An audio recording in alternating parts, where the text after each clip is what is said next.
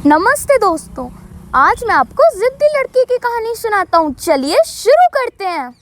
एक जंगल में लकड़हारा और उसका परिवार रहता था, पर वो चिंतित थे कि वो अपने बच्चे को खाना खिला भी पाएंगे कि नहीं।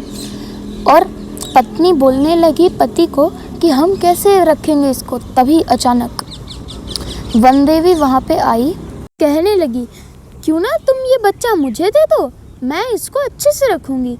तभी पति और पत्नी सोचने लगी और सोचकर पति ने बच्चे को उठाकर वन देवी के हाथों में दे दिया। वन देवी बच्चे को देखकर बहुत खुश हुई और अपना जादू करके उसको अपने जंगल के महल ले गई। महल बहुत सुंदर था और महल में बहुत सुख सुविधाएं थी और महल में बहुत सारे कमरे भी थे। वन देवी ने लड़की को पाल पोस कर अच्छे से बड़ा किया और वो बड़े होकर एक खूबसूरत राजकुमारी बनी। एक दिन वन देवी को बाहर जाना था। उसने अपनी बेटी से बोला कि मैं तुम्हें 13 कमरों की चाबियां देती हूँ, तुम 12 कमरे खोल के देख सकती हो, पर 13वां कमरा बिल्कुल मत खोलना।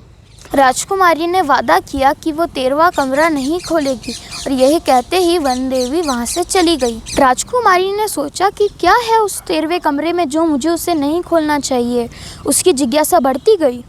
आखिरकार वो सभी कमरों को खोलकर देखने लगी। कमरों में कुछ ज़्यादा खास नहीं था, पर उसका बार बार ध्यान 13वें कमरे की ओर जा रहा था। जब राजकुमारी से नहीं रुका गया तो उसने 13वें कमरा थोड़ा सा खोल दिया। इसी कमरे की रोशनी राजकुमारी की उंगली पे लगी, वह सोने की हो गई। अब राजकुमारी घबरा गई और उसने अपनी उंगली छुपा ली। वन देवी ने राजकुमारी से प्रश्न किया क्या उसने 13वां कमरा खोला था, पर राजकुमारी ने मना कर दिया। वन देवी ने गुस्से में आकर उसको जंगल में भेज दिया।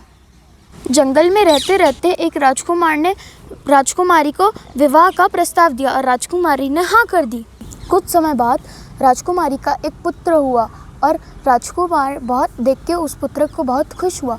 तभी वन देवी आई और उन्होंने फिर वही प्रश्न दोहराया, पर जिद्दी लड़की ने मना कर दिया।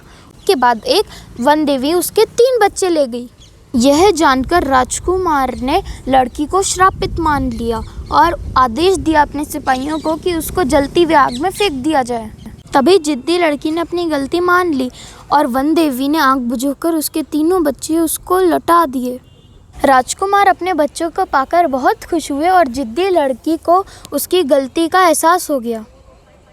तो देखा अपनी जिद का नतीजा, अपनी गलती मान लेनी चाहिए। कैसी लगी आपको कहानी, ज़रूर बताइए।